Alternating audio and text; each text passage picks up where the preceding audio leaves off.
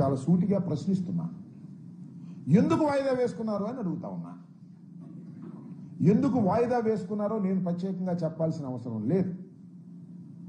ఎందుకంటే 5 సంవత్సరాలలో వైఎస్ఆర్ కాంగ్రెస్ పార్టీ పరిపాలన చేసినప్పుడు మా మీద లా అండ్ ఆర్డర్లో సంబంధించిన విషయాల మీద వారు ఆరోపణ చేసినటువంటి ఆరోపణల కన్నా కూడా కేవలం ఈ 45-46 రోజుల్లోనే అంతకన్నా ఘోరమైనటువంటి వైఫల్యాలు ప్రజల కళ్ళ కనిపిస్తున్నాయి. ఆరోపణలు మాత్రమే చాలా స్పష్టంగా కనిపిస్తా ఉన్నాయి.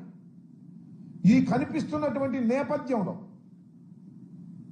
శ్వేతపత్రం రిలీజ్ చేస్తే ప్రజలు దాన్ని రిసీవ్ చేసుకోలేరనే ఉద్దేశంతో శ్వేతపత్రాన్ని రిలీజ్ చేయకోకుండా పారిపోయేటటువంటి పరిస్థితి చంద్రబాబు నాయుడు గారికి కలిగింది. ఆయన అంతరాత్మ అంగీకరించాల. నేను ఈ పరిస్థితుల్లో శ్వేతపత్రం 5 సంవత్సరాలు మీరు ఘోరాలు చేశారు, పాపాలు చేశారు, నేరాలు చేశారు అని నేను చెప్తే ప్రజలు మీరేం చేశారు ఈ నెల 15 రోజుల్లోనో ఈ 46 రోజుల్లోనో మీరేం చేశారని ప్రశ్నిస్తారనేటువంటి భయంతో ఆయన ఇప్పుడు ఏం చెబుతుందంటే అసెంబ్లీలో మేము శ్వేతపత్రం రిలీజ్ చేస్తాం. మరి అన్ని అసెంబ్లీలు చేయొచ్చుగా, ఇక్కడ ఎందుకు చేయలేదు? ఆ నేపథ్యం అలా ఉందని ఈ సందర్భంగా నేను మనవి చేస్తున్నాను. ఈ సందర్భంగా కొన్ని విషయాలను మీడియా ద్వారా రాష్ట్ర ప్రజానీకానికి తెలియపరచాలనే ఉద్దేశంతో ఒక ప్రయత్నాన్ని నేను చేస్తున్నా. దానిలో ప్రధానమైనది ఏంటంటే 3 విషయాలను ఇక్కడ మచ్చుకు 3 విషయాలను మాత్రం ప్రస్తావన చేస్తా. అదేమిటంటే మన ఉమ్మడి జిల్లాలో, పల్నాడు జిల్లాలో వినుకొండలో జరిగినటువంటి ఒక దారుణమైన హత్య. అది సోషల్ మీడియాలో కానీ మరో రకంగా కానీ అందరూ చూసే ఉంటారు. ఎంత దారుణంగా హత్య జరిగిందో నేను ప్రత్యేకంగా చెప్పాల్సినటువంటి అవసరం లేదు. దీన్ని వాళ్ళు ఏం చెప్తారంటే ఇది రాజకీయ హత్య కాదు, 2 మిత్రుల మధ్యన జరిగినటువంటి హత్య అని అటు పోలీస్ వైపు నుంచి ఇటు ప్రభుత్వం వైపు నుంచి చెప్పి దీన్ని డైల్యూట్ చేయాలనేటువంటి ప్రయత్నం చేస్తున్నారు.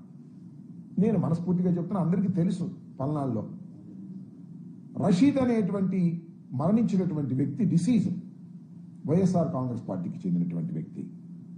జిలానీ అనే అతను ప్రస్తుతం తెలుగుదేశంలో ఉన్నారు. అంతకుముందు వైసీపీలో ఉన్న మాట వాస్తవం. ఒక 2 సంవత్సరాల క్రితమో సంవత్సరం క్రితమో ఉన్నారు. ఎలా ఉన్నారంటే లావు శ్రీకృష్ణదేవరాయలు గారు కూడా మా పార్టీలో ఉన్నారు కదా అప్పుడు, అట్లాగే అప్పుడు ఉన్నారు. ఎలా అంటే పార్థసారథి గారు మా పార్టీలో ఉన్నారు కదా అప్పుడు, అలాగే ఉన్నారు. అలాగే ఆనం రామనారాయణ రెడ్డి గారు మా పార్టీలో ఉన్నారు కదా, అలాగే ఉన్నారు. అక్కడ తెలుగుదేశంలోకి వెళ్ళారు. తెలుగుదేశంలోకి వెళ్ళి అక్కడ ఉన్నటువంటి స్థానిక శాసనసభ్యుడు ఆంజనేయులు గారి ప్రోద్బలంతో, అలాగే మక్కిన మల్లికార్జున గారి ప్రోద్బలంతో దౌర్జన్య కాండలు నిర్వహించేటటువంటి క్రమంలో అతి దారుణంగా ఒక యువకుణ్ణి, కక్షలు లేవు, కార్పణ్యాలు లేవు. నేను అడుగుతా ఉన్నా, పోనీ ఆ రషీద్ అనే అతను ఇంతకుముందు ఏమన్నా హత్య చేశాడా, ఎవరన్నా పొడిచాడా, ఏదన్నా క్రిమినల్ కేసు చేశాడా? అలాంటి వ్యక్తిని అతి దారుణంగా రోడ్డు మీద చంపేశాడు. దీన్ని ప్రశ్నిస్తే జగన్మోహన్ రెడ్డి గారు వెళ్ళి పరామర్శిస్తే భరించలేకపోతున్నారు. అది వ్యక్తిగతమైన తగాదా? నేను అడుగుతా ఉన్నానండి, అది వ్యక్తిగతమైన తగాదా అనుకున్నాను కాసేపు. వాళ్ళిద్దరిది స్థానికంగా ఉన్న శాసనసభ్యుడు కానీ స్థానికంగా ఉన్నటువంటి పార్లమెంటు సభ్యులు కానీ లావు శ్రీకృష్ణదేవరాయలు గారి ఆంజనేయులు గారు కానీ వెళ్ళి మరణించినటువంటి కుటుంబాన్ని ఎందుకు పరామర్శించలేదు? చెప్పండి దీనికి సమాధానం. నిజంగా అది రాజకీయాలకు సంబంధం లేదు, ప్యూర్లీ డిస్ప్యూట్ బిట్వీన్ 2 ఇండివిజువల్స్. ఎందుకు మీరు సంప్రదించలేకపోయారు? నేను మనవి చేస్తున్న ఎఫ్ఐఆర్లో కూడా స్థానిక శాసనసభ్యుడి మీద, మల్లికార్జున గారి మీద ఆరోపణలు చేయడం జరిగిందని కూడా ఎఫ్ఐఆర్లు, ఇంక్లూడింగ్ ఎఫ్ఐఆర్లో ఆరోపణలు చేయడం జరిగిందని కూడా నేను ఈ సందర్భంగా మనవి చేస్తున్నా.